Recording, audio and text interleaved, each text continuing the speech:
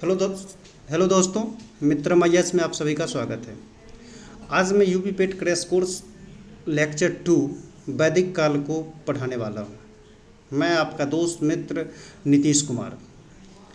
मित्रम IAS का ये free initiative है जो कि आगामी पेट परीक्षा जो कि 29 अक्टूबर को होने वाली है उसका हम लोग क्रैश कोर्स ला रहे हैं।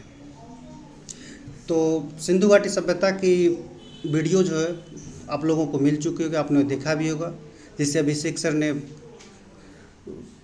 बनाया था। और ये मैं ला रहा हूँ वैदिक काल का। हमारी टीम के द्वारा और भी वीडियो ऐसे ही आते रहेंगे अनेक टॉपिकों पे जो भी पेट के लिए ज़रूरी वीडियो लेक्चर हैं। और क्रैश कोर्स है तो यहाँ पे संक्षिप्त रूप में ही आप लोगों को बताया जाएगा, बहुत ही विस्तृत चीज़ों को नहीं लिया जाएगा। यहाँ पे मुख्यतः ऐसे टॉपिक या ऐसे पॉइंट को उठाया जा रहा है जो कि आपके आगामी परीक्षाओं में आपके स्टडी को बेहतर कर सके। तो फुल कोर्स अभी नहीं है, क्रैश कोर्स है, ये ध्यान रखिएगा। तो ये हम लोग कुछ छोड़ भी सकते हैं और कुछ चीज़ों को लेके आगे बढ़ भी सकते हैं। चलिए शुरू करते हैं। वैदिक काल। वैदिक काल आप लोग सभी जानते हैं कि सिंधु घाटी सभ्यता के बाद के काल का वैदिक काल आता है। वैदिक काल कौन थे, क्या थे, इसमें कंट्रोवर्सी है। हमेशा ये माना जाता है कि आर्य जो थे वो बाहरी थे, वो आके वैदिक काल का आरंभ किया, इसलिए इसे आर्य काल भी कहते हैं।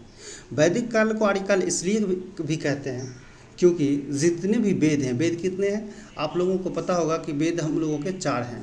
तो 4 जो वेद हैं इन सभी का, 4 वेदों का रचना आर्यों ने किया है, इसलिए इसे आर्यकाल भी कहते हैं।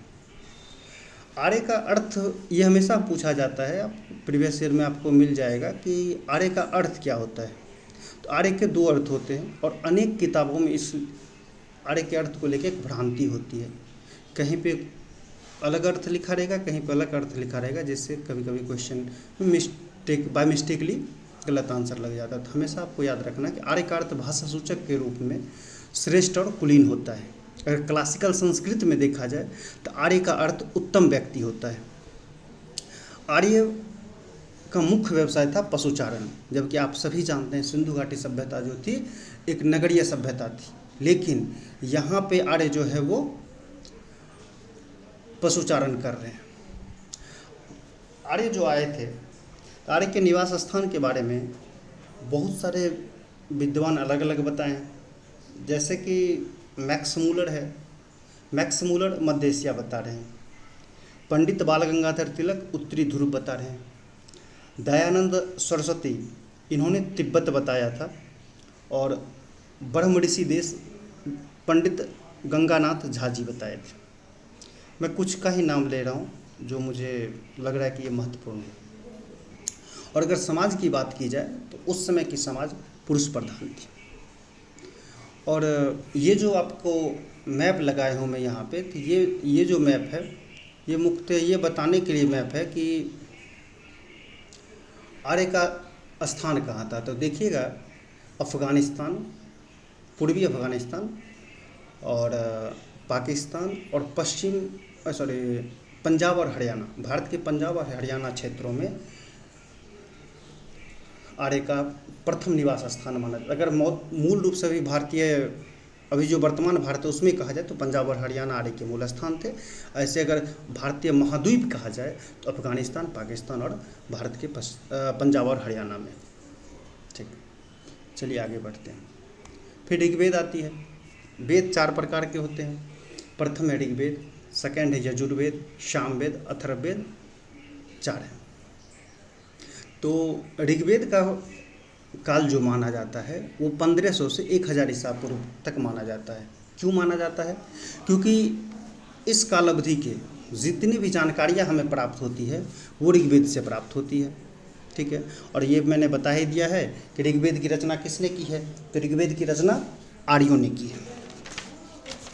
पूरे 4 वेदों की रचना ही आर्यों ने की है, ये भी आपको याद रखना है। तो 10 मंडल हैं ऋग्वेद में। सूक्त की बात की जाए 1028 सूक्त हैं। त्रिचाएँ की बात की जाए तो 10,580 त्रिचाएँ हैं। मैंने लिखा है यहाँ पे सबसे प्राचीन मंडल। तो सबसे प्राचीन मंडल का ये अर्थ है कि 2 से 7 जो है वो पहले लिखा गया, उसके बाद 1, 8, 9, 10 ये सभी मंडल बाद में लिखे गए हैं। तो जो पहले लिखा गया उसे प्राचीन कहा गया, जो बाद में लिखा गया उसे नवीन मंडल कहा गया। तो ये पूछा जाता है कि निम्न में से कौन से मंडल प्राचीन है या क्या है, तो इस तरह के आपको ऑप्शन आता है।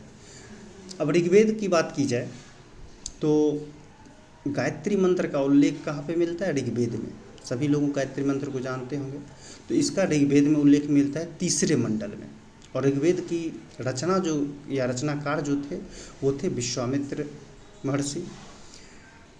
ऋग्वेद के 4थे मंडल से कृषि संबंधी जानकारियाँ मिलती है। फिर ऋग्वेद के अगर 7वां मंडल में जाए तो वरुण को ये समर्पित है।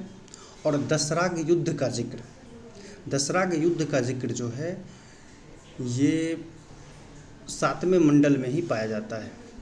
दशराग युद्ध प्रूसनी नदी, जिसे वर्तमान में रावी नदी कहा जाता है, प्रूसनी नदी के किनारे ही दशराग युद्ध किया गया था और उसका जिक्र 7वें मंडल में मिलता है। 9वें मंडल में सोम का जिक्र है। सोम जब हम देवता के बारे में पढ़ेंगे, ऋग्वैदिक काल के देवता, उसमें अब ये आएगा कि सोम वनस्पति का देवता है।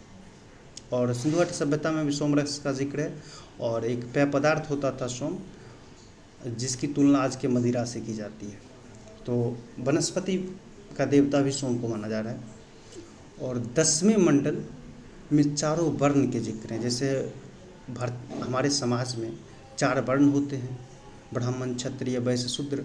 तो ये चारों वर्णों का जिक्र 10वें मंडल में। लेकिन हाँ, ये बात हमेशा ध्यान रखनी है कि वेद में इस तरह के चारों वर्ण के कर्म के अनुसार बांटा गया है, ना कि जन्म के अनुसार। ऋग्वेद में सबसे अधिक किस देवता का वर्णन किया गया है? तो सबसे अधिक जो वर्णन किया गया देवता है उसमें इंद्र है। और इंद्र का वर्णन 250 बार किया गया है। परमाणुवाद का जनक ऋषि कनाद को माना जाता है। अब परमाणुवाद क्या है? परमाणुवाद है कि जितने भी चीज़ें हैं सभी सबसे छोटे से छोटे कण को परमाणु कहा जाता है। ठीक है, परमाणु आपस में मिलकर अणु बनाते हैं। तो यही है परमाणुवाद की सभी बड़ा से बड़ा चीज़ भी किससे बना है? एक छोटे से कण से बना है, जिसे परमाणु कहते हैं। तो ये ऋषि कनाद ने दिया था परमाणुवाद का सिद्धांत। फिर देखते हैं हम लोग कि ऋग्वेद काल में कौन कौन से ऐसे देवता थे और उनका संबंध देवता का किससे था। अगर इंद्र की बात की जाए तो इंद्र का युद्ध का नेता एवं वर्षा का देवता कहा गया है। अग्नि देवता एवं मनुष्य के बीच मध्यस्थ की भूमिका में थे। ठीक है, ऐसा माना जाता था कि जब अग्नि प्रज्वलित करके कोई भी पूजा करता है तो अग्नि क्या करती है, वो उससे जो धुआं उठता है वो देवता तक लेके जाता है। अग्नि को माना जाता था कि एक मध्यस्थ है, अग्नि के द्वारा ही मनुष्य भगवान से मिल सकता है या उन तक अपनी संवेदना भावनाओं को पहुंचा सकता है। वरुण की बात की जाए तो वरुण का, देखिए वरुण के बारे में मंडल में भी जिक्र किया था कि वरुण जो है वो 7वें मंडल में जिक्र है, ये भी याद रखिएगा। और वरुण पृथ्वी एवं सूर्य का निर्माता है। ऐसा कहा जाता है कि वरुण देवता जो हैं वही पृथ्वी और सूर्य का निर्माण किए हैं। वरुण को समुद्र का देवता भी कहा गया है और सत्य का प्रतीक भी कहा गया है। जो ऋतु परिवर्तन होते हैं, ग्रीष्म ऋतु, शीत ऋतु, वसंत ऋतु, ये सब जो ऋतुएँ आती हैं, तो ऋतु का परिवर्तन भी वरुण देवता के द्वारा किया जाता है। दिन रात जो होता है वो भी कहा जाता है, उसके लिए उत्तरदायी कौन था? वरुण देवता थे। धौ, ये आकाश का देवता है और ये सबसे प्राचीन देवता है, ये भी फैक्ट याद रखिएगा। सोम को मैंने बताया था और ये वनस्पति का देवता है। उषा, प्रगति एवं उत्थान का देवता को उषा देवता कहा गया है। अश्वनी, कोई जब व्यक्ति विपत्तियों से मैंने किसी के पास विपत्ति है और उसे विपत्ति समाप्त करना है, किस देवता की पूजा करनी चाहिए? अश्वनी की, ऐसा ऋग्वेद में लिखा गया है। पशुओं के देवता पूषण को कहा गया है, और विष्णु को क्या कहा गया है? संरक्षक और पालनकर्ता, जो कि वर्तमान समय में त्रिदेव के जो कॉन्सेप्ट हैं उसमें भी विष्णु का कार्य यही था, विश्व का संरक्षक और पालनकर्ता। मरुत देवता एक थे, जिसे आंधी और तूफान का देवता कहा जाता है। आगे आते हैं हम लोग उत्तर वैदिक काल में। उत्तर वैदिक काल की जो जानकारियाँ हमें मिलती है वो 3 वेदों से मिलती है। एक है सामवेद, यजुर्वेद और अथर्ववेद। ये तीनों की जानकारियाँ ये तीनों से हमें जानकारियाँ मिलती है उत्तर वैदिक काल की। तो थोड़ा सा डिफ्रेंशिएट कर दिया जाए कि सामवेद, यजुर्वेद और अथर्ववेद में क्या थे, क्या चीज़, किस चीज़ों का जिक्र है। जब ऋग्वेद जिक्र हो ही गया तो फिर सामवेद यजुर्वेद में क्या क्या लिखा है? ऋग्वेद में बता दिया कि ये मंत्र लिखे हैं, ये सब त्रिचाएँ लिखे हैं, इतने सूक्त लिखे हैं। तो फिर सामवेद, यजुर्वेद, अथर्ववेद क्यों लिखा गया? तो ऐसा है कि ऋग्वेद में सिर्फ मंत्र लिखे गए हैं, और सामवेद में जो है मंत्र को कैसे गाया जाए, किस तरह से धुन में बांधकर ऋग्वैदिक सूक्तों को गाया जाए, ये सामवेद में जिक्र है। कोई भी मंत्र उठाया, उसे एक धुन में बांधा और उसे कैसे गाया जाए, सामवेद में जिक्र है। यजुर्वेद में है, जब गा रहे हैं वो तो उसमें कुछ अनुष्ठान किया जाता है। देखते होंगे कोई पंडित जी या कोई भी आपके पुरोहित जो होंगे वो पूजा करवा रहे हैं, मंत्र भी बोल रहे हैं और कुछ कुछ अनुष्ठान बोल रहे हैं आपको करते जाने के लिए। तो अनुष्ठान का जो जिक्र है वो कहाँ से मिलता है? यजुर्वेद से। अब अथर्ववेद फिर क्या है? तो अथर्ववेद में तंत्र मंत्र चीज़ें हैं कि कोई भी, जैसे अभी भी होती है हम लोगों की, ये अभी भी वर्तमान धारणाएं भी है कि कोई विपत्ति या व्याधि आई, कोई परेशानियां हुई तो कुछ तंत्र मंत्र टोटका किया जाता है। कि ये इसका जिक्र कहाँ पे है? ये अथर्ववेद में। तो इन चीज़ों का जिक्र के लिए ही सामवेद, यजुर्वेद, अथर्ववेद लिखा गया था। ठीक। और अब एक चीज़ मैं और बता दूं कि अथर्ववेद के बारे में जब आप ये तंत्र मंत्र के बारे में जानेंगे तो सिंधु घाटी सभ्यता में भी ताबीज़ मिली है, और ये माना जाता है उन लोगों का भी विश्वास तंत्र मंत्र इन चीज़ों पे था। ठीक। तो मैं बोला था कि ऋग्वेद में आर्यों का स्थान जो भारत में था वो था पंजाब और हरियाणा में, लेकिन उत्तर वैदिक काल में देखिएगा ये पूरा गंगा मैदान तक आके फैल गया है। ठीक है। ऐसा एक कहावत है कि सदानीरा नदी के तट तक आग जंगल पूरा पहले थी, तो जंगल में आग लगा दी और सदानीरा नदी के तट तक आके आग बुझ गई, तो वहाँ तक अपने ऋग्वैदिक काल में क्षेत्र को ले गए थे आर्य लोग। तो ऋग्वैदिक काल है। उत्तर वैदिक काल जो है, उत्तर वैदिक काल जो है उसका 1000 से 600 ईसा पूर्व तक का कालखंड माना जाता है, या 1100 से 500 लिखा हुआ है।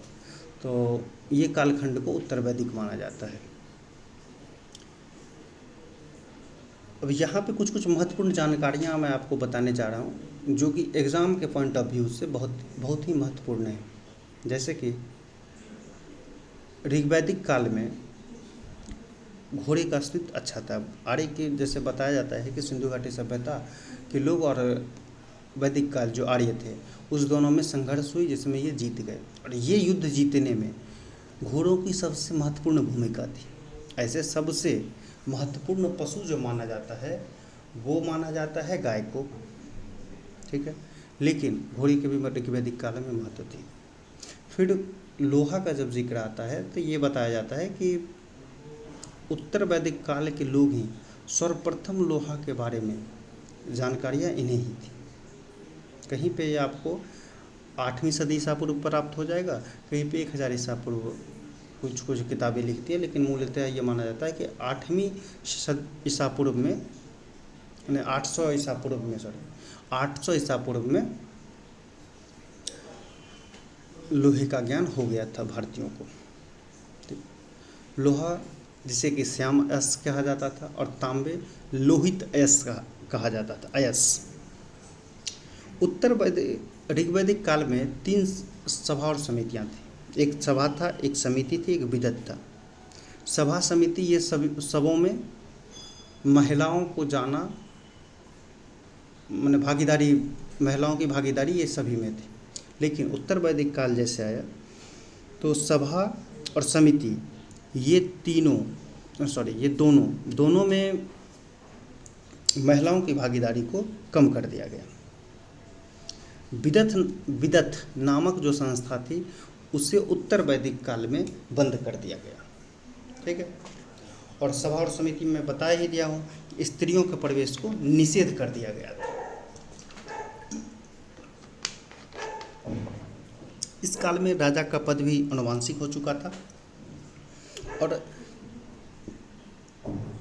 उत्तर वैदिक काल के जो मृदभांड यूज करते थे वो काला और लाल मृदभांड था, काली पॉलिशदार मृदभांड था, चित्रित धूसर मृदभांड था जिसे PGW कहते हैं, और लाल मृदभांड था। मृदभांड क्या होते हैं? मिट्टी के चित्रित और भूरी रंग, जिस मिट्टी के बर्तन बनाए जाते हैं ना, या उसमें चित्रकारी की जाती है, कलर रंग दिए जाते हैं, तो वो होता था कि कोई लाल और काला कलर से बर्तन पूरा पेंट है, कोई काली है लेकिन पॉलिशदार है, उसमें पॉलिश किया गया, बहुत ही लाइट दे रही है, कुछ चित्रित धूसर है, और लाल मृदभांड है, सिर्फ लाल ही रंग से पूरा बर्तन कलर किया हुआ है। तो लाल मृदभांड सबसे अधिक प्रचलित थी उत्तर वैदिक काल में। ठीक है। तो इस तरह से उत्तर वैदिक कालखंड के मैंने एक दो और फैक्ट जो महत्वपूर्ण है कि सप्तमेव जयते ये उपनिषद से मिलती है, और किस उपनिषद में सप्तमेव जयते का उल्लेख किया गया है तो ये होगा मुंडकोपनिषद। ठीक है। मुंडकोपनिषद में सप्तमेव जयते का है।